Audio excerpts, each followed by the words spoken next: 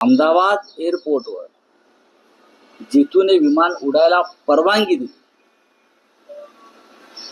ज्या संस्था आहेत सरकारच्या मेंटेनन्स संदर्भात, इंजिनिअरिंग संदर्भात, ATC संदर्भात, ATC मध्ये क्षमतेपेक्षा 56% माणसं कमी आहेत.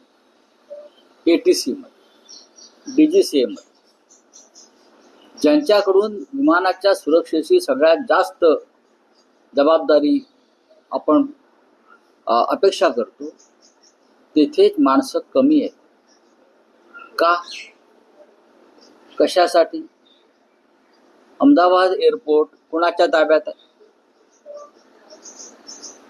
अहमदाबाद एअरपोर्टवर विमानांच्या मेंटेनन्सची जबाबदारी कोणावर आहे? या सगळ्या गोष्टींवर आज लोक, प्रवासी यांच्या मनात संशय आहे. आणि हा संशय असाच राहिला तर विमानातून प्रवास करणाऱ्यांची संख्या या देशामध्ये घटेल.